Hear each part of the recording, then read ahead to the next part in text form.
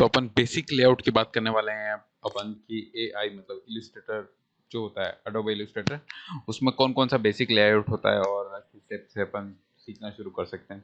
तो सबसे right hand side अपन देखें तो यहाँ पे तीन पैनल दिखते हैं अपन को, properties, layers and libraries. Properties का मतलब होता है कि जो भी मैं यहाँ पे ड्रॉ करने वाला हूँ उसकी प्रॉपर्टी क्या है, और अगर मैंने कुछ भी यहाँ पे ड्रॉ नहीं किया तो ये पेज की प्रॉपर्टी बता रहा है। ऑलराइट। लेयर का मतलब होता है कितनी लेयर्स मैंने बना रखी है, जैसे कि मैंने बहुत सारी लेयर्स बना रखी है इसमें। ओके, अगर मैं इन सबको हाइड कर दूं तो कोई भी लेयर नहीं है, मतलब कि हर एक लेयर अपने आप में यूनिक होती है। जैसे कि सिर्फ अगर मैं इस लेयर को, तो ये मैंने सिर्फ ये अपन को दिखेगा, और अपन को नई लेयर बनानी है तब मैं को यहाँ से मैं नई लेयर बना सकता हूँ, और डिलीट करनी है तो उसको सेलेक्ट कर दिया और यहाँ से मैं नई लेयर डिलीट कर दी। लाइब्रेरी का मतलब ये होता है कि यहाँ पे मुझे क्या चीज़ ऐड करनी है। तो ये बेसिक चीज़ होगी। अब बात कर लेते हैं ये ऊपर क्या है। ऊपर विंडो में लेट सपोज कि मैंने कोई प्लगइन ऐड किया या फिर कुछ भी मेरे को ढूंढना है जो मुझे यहाँ पे नहीं दिख रहा है, तो यहाँ पर मैं उसको सेलेक्ट करूँगा। लेट सपोज कोई ऑब्जेक्ट है और मुझे उसकी ट्रांसपेरेंसी बढ़ानी है या फिर कम करनी है, तो फिर यहाँ पे मैं आ जाऊँगा। अब उसकी मैं ओपेसिटी को चेंज कर सकता हूँ। लेट सपोज कि मैंने एक कोई शेप बना दिया, क्योंकि मैंने लेयर कोई सेलेक्ट नहीं की है और इसको हाइड कर रखा है, इसलिए ऐसा हुआ। मैं 8th लेयर में गया और अब मैंने इसको बनाया तो ये बन गया। ठीक है। अब जैसे ही मैंने कोई शेप बनाई, इसके अंदर दो मेन चीज़ें होती है। एक होती है फिल कलर, जैसे कि मैंने रेड रख लिया, और दूसरा होता है स्ट्रोक कलर। स्ट्रोक कलर का मतलब ये होता है कि जो इसके साइड वाला है वो कैसा दिख रहा है, तो मैंने इसको येलो चूज कर लिया तो ये स्ट्रोक हो जाएगा। अब इसकी स्ट्रोक की भी परसेंटेज में चूज कर सकता हूँ। लेट सपोज मैंने 60 चूज कर दिया तो ये स्ट्रोक और बढ़ चुका है, और लेट सपोज कि मैंने ये 5 चूज कर लिया तो अब इतना स्ट्रोक कम हो चुका है। ऑलराइट। तो ये स्ट्रोक और फील था, बेसिक चीज़ें थी। और विंडोज़ में मैं, हाँ, तो मैं पहले ये बता देता हूँ कि अब आपको वी वी एक सिलेक्शन टूल होता है जो बहुत इंपॉर्टेंट होता है। अब मैं इसकी ट्रांसपेरेंसी कम करके बताता हूँ। ये इसकी ट्रांसपेरेंसी इतनी हो गई। ठीक है। तो इस तरीके से अपन ट्रांसपेरेंसी कम कर सकते हैं, और जो भी यहाँ पे से कुछ भी नया टूल चाहिए अपन को जिसका नाम आपको पता है वो यहाँ से ढूंढ सकते हैं। व्यू में ये होता है कि किस तरीके से अपन को ये सारी चीज़ें देखनी है। सेलेक्ट अपन को पता है, इफेक्ट अपन को पता है। ये जो इफेक्ट टूल है वो बहुत ही एडवांस टूल है, इसके बारे में अपन बाद में बात करेंगे। ऑब्जेक्ट, अभी जो भी अपन बना रहे हैं वो लेयर में बना रहे हैं, सिम्बॉल्स और ये सारी चीज़ें होती है, वो इन डेप्थ नॉलेज होता है, मैं बाद में बताऊंगा। और जो यहाँ पे होता है वो लेआउट होता है। जैसे कि अगर मैं असेंशियल्स कर दूं तो ये एक टाइप का लेआउट है, और अगर मैं अलग अलग टाइप की करूं इसमें से, जैसे कि वेब कर दिया, तो ये सब कुछ बदल जाएगा जो कि मैं नहीं करना चाहता। तो मैं वापस से असेंशियल्स कर देता हूँ। अब क्या हो गया, ये जो सारे वो टूल्स हैं, हर एक टूल का अपना एक डिफरेंट काम है जो मैं बाद में बताऊंगा। और ये जो होते हैं वो मेरे प्रोजेक्ट्स हैं। ये मेरा एक प्रोजेक्ट है और ये मेरा दूसरा प्रोजेक्ट है। यहाँ पर मैं आसानी से शिफ्ट कर सकता हूँ। मुझको नया प्रोजेक्ट बनाना है तो मैं यहाँ पे न्यू फ्रॉम टेम्पलेट या फिर न्यू कंट्रोल एन भी कर सकता हूँ। मुझको इंपोर्ट करना है तो मैं प्लेस से इंपोर्ट कर सकता हूँ। तो ये चीज़ बेसिक्स थी, और अब अपन स्पेसिफिक की तरफ बढ़ने वाले हैं। तो बेसिक आई थिंक इतना काफ़ी है, एंड जितनी और चीज़ें आएंगी वो अपन साथ ही साथ देखते जाएंगे। All right. शुरुआत कर लेते हैं दो शॉर्टकट से। सबसे पहला है स्पेस बार, और ये जो लेफ्ट क्लिक है वो, उससे मैं किसी भी पोजीशन पे जा सकता हूँ। नहीं तो फिर इसका अल्टरनेटिव है कि मुझे हैंड दबाना पड़ेगा, फिर मुझे उसकी जगह पे जाना पड़ेगा, देन वी दबाना पड़ेगा, फिर मैं क्लिक कर सकता हूँ। ये तो पहला शॉर्टकट हो गया। स्पेस बार दबा के मैं कहीं पे भी जा सकता हूँ। लेट्स सपोज मैं यहाँ पे आ गया, अब मुझे फिट टू स्क्रीन चाहिए तो मैं कंट्रोल+0 दबा सकता हूँ, और या फिर मैंने वो जूम कर दिया, मैं कंट्रोल+0 दबा के वापस से उसी जगह पे आ सकता हूँ। तो बहुत इंपॉर्टेंट शॉर्टकट है ऑफ कोर्स। अगर किसी, मतलब कि किसी ड्राइंग को या किसी फोटो को रिक्रिएट करना है तो सबसे पहले उसको प्लेस करना पड़ेगा। यहाँ पे अपन ने प्लेस दबा दिया, एंड देन जहाँ पे भी उसको सेलेक्ट करके अपन को अंदर लाना पड़ेगा, एंड देन फिर ये अंदर आ गया। ठीक है। अब ये अंदर आ गया। अब इसके साथ इसे लॉक करके एंड देन अपन नेक्स्ट पे क्लिक कर सकते हैं। तो अब क्या होगा यहाँ पे कि इसके ऊपर तो क्लिक नहीं होगा, लेकिन अपन अपना जो ड्राइंग है या फिर पेन टूल है या फिर कुछ भी अपन यूज़ कर सकते हैं। लेट सपोज ये पेन टूल मैं यूज़ कर रहा हूँ, तो इस टाइप से ये हो जाएगा। ओके।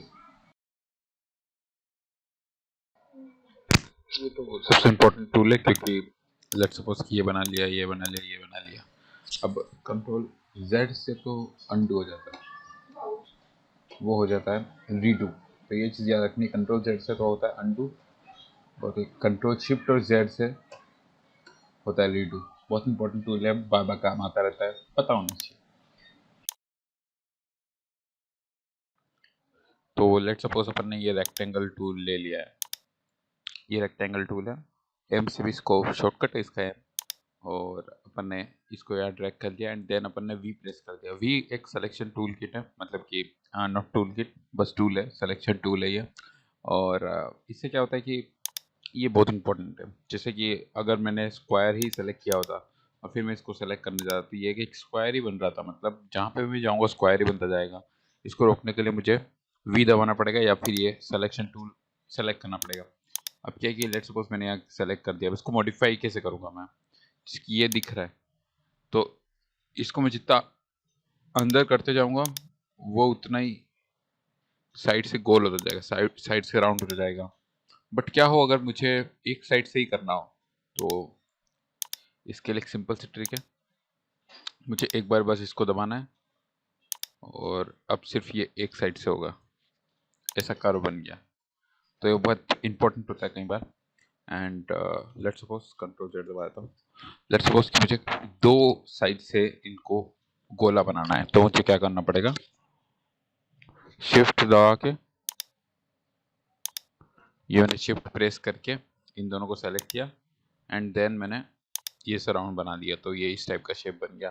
तो ये shape modification, rectangle shape modification का लेक्चर था, बहुत इंपॉर्टेंट है, ये हमेशा काम आता है, क्योंकि जो मोस्ट ऑफ द ड्राइंग होती है या फिर मोस्ट ऑफ द कैरेक्टर्स होते हैं वो शेप टूल से ही बनते हैं, और उससे ही बनाना चाहिए, वो काफ़ी अच्छे दिखते हैं। एंड फ्लैट डिज़ाइन जो होती है वो इससे बनती है, तो पता होना चाहिए कि किस टाइप से हम उसको मॉडिफाई कर सकते हैं।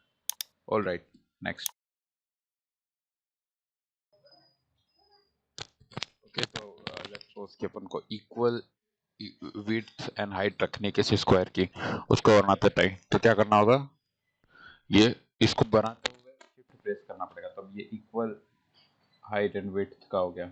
लेट्स सपोज कि अपन इलिप्स बना रहे हैं, तो इसको बनाते हुए मैंने शिफ्ट प्रेस कर दिया, तो अब जो है इसका हाइट और विड्थ जो है वो इक्वल रहेगा। ओके, तो ये बहुत इंपॉर्टेंट टूल है, शिफ्ट का बहुत बड़ा रोल है इलस्ट्रेटर में। ऑलराइट, लेट्स सपोज कि अपन ने एक फेस बनाया हुआ है। ओके, सो अब अपन ने इसकी आईज भी बनाए रखी है, let's suppose.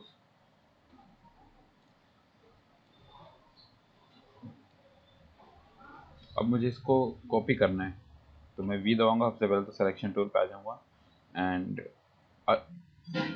A L T alt दबाया हुआ है मैंने, और फिर शिफ्ट दबाया हुआ है, तो शिफ्ट दबाऊंगा, वैसे तो कहीं पे भी जा सकता है, अल्ट दबा करके मुझे इसको ड्रैग करना है तो कहीं पे भी जा सकता है, लेकिन अगर मैं शिफ्ट दबा दूंगा तो ये इसी के एंगल में जाएगा। ठीक है, तो मुझे लग रहा है कि हाँ मुझे यहाँ पे रखना चाहिए, तो मैंने यहाँ पे रख दिया।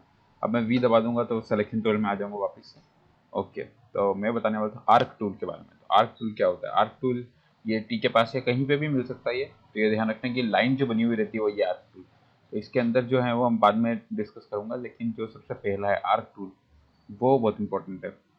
तो अपन ने क्या किया कि ये आर्क यहाँ पे ऐसे बना दिया और यहाँ पे ऐसे बना दिया,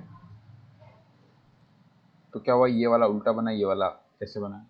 तो इसको कैसे बदल सकते हैं, वी प्रेस करके इसके पास जाएंगे तो फिर एल दबा करके मैं जूम भी कर सकता हूँ, और अब इसको रोटेट करना है। ओके, और यहाँ पर पूरी तरीके से रोटेट हो चुका है ये। अब कंट्रोल और माउस स्क्रॉल को अगर मैं प्लस करूँगा, मतलब ऊपर की साइड करूँगा, तो मैं आगे जा सकता हूँ इसके। अब मैं ये इसको यहाँ पे क्लिक किया है मैंने, तो मैं आगे ऊपर जो एरो कीज है उसको यूज़ करके मैं यूज़ कर सकता हूँ।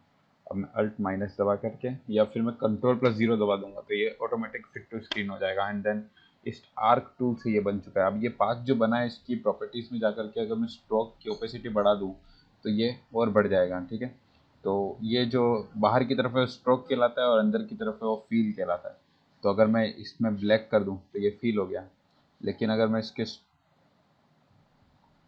लेट्स सपोज कि इसके फील को मैंने वाइट कर दिया और मैंने स्ट्रोक को बढ़ा दिया, 9 कर दिया, तो ये इस टाइप की शेप बन गई।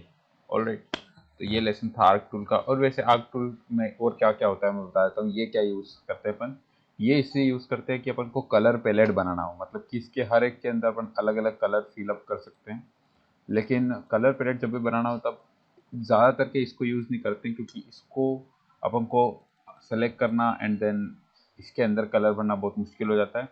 रादर देन अपन यही करते हैं कि ये अपन बनाते हैं एंड देन फिर इसको अल्ट, फिर अपन वी प्रेस करते हैं सबसे पहले, तो फिर इसको सेलेक्ट करते हैं एंड देन फिर अल्ट दबा देते हैं, तो फिर ये इसकी सीध में जाता रहता है। अगर नहीं जा रहा है सीध में तो आपको शिफ्ट दबाना है, तो वो इसकी सीध में ही जाएगा। अब इन दोनों को अपन ने सेलेक्ट किया एंड देन इन दोनों को सेलेक्ट करो और फिर मूव करना है।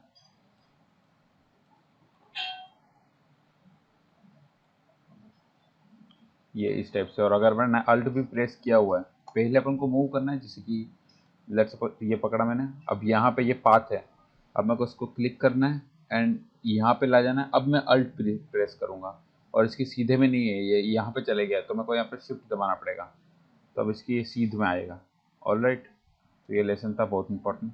मैंने अल्ट लास्ट टाइम छोड़ दिया इसलिए हुआ ये, तो अल्ट प्रेस करके ही रखना है। जो अपन इसको यहाँ पे ड्रैग कर रहे हैं ना, यहाँ पे जब अपन अपना राइट क्लिक या लेफ्ट क्लिक जो अपन छोड़ने वाले हैं, तब अपन को अल्ट तब तक भी पकड़ के ही रखना है। ये चीज़ ध्यान में रखनी, नहीं तो फिर मिस्टेक हो सकती है, नहीं तो फिर वो आएगा नहीं।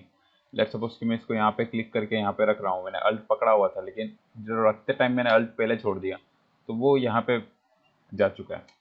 अब इसके अंदर मुझे कलर पैलेट बनाना है, तो मैं क्या करूँगा, इसको सेलेक्ट करूँगा एंड देन इसके अंदर का कलर मैं रेड सेलेक्ट कर दूंगा, या फिर जो मुझे सेलेक्ट करना है।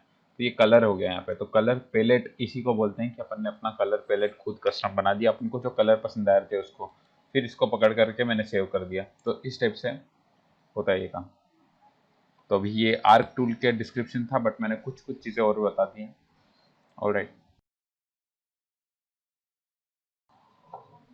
तो ये स्कैपिंग को मैं रूल क्यों कहता हूँ। सबसे पहली बात तो जब भी अपन को डिज़ाइन करते हैं, वो कैपिंग अगर उसमें होती है तो वो ज़्यादा अच्छी लगती है, मतलब कि साइड से राउंडेड। कैपिंग का मतलब क्या होता है मैं बता देता हूँ। जैसे कि ये जो है, ये डिज़ाइन जो है वो लग रही है अपन को, मतलब कि ये सीधी लग रही है। लेट सपोज कि ये साइड से राउंड होती है तो ज़्यादा अच्छी लगती है।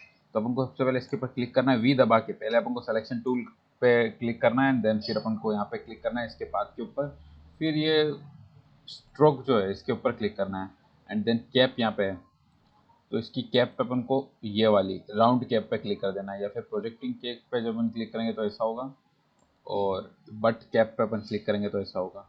बट अपन को किस पे करना है, राउंड कैप पे एंड देन ओके। टाड़ा, ये अब ज़्यादा स्मूथ दिख रहा है, मतलब कि ज़रूरी नहीं अपन ये आर्क टूल से जो बनाया उसके ऊपर कर सकते हैं, मतलब कि अपन ये किसी भी टूल के ऊपर कर सकते हैं। And most of the time जैसे कि ये अपन ने बना दिया, ये मुझे भी नहीं पता इसके ऊपर कर सकते हैं या नहीं, तो लेट्स सी।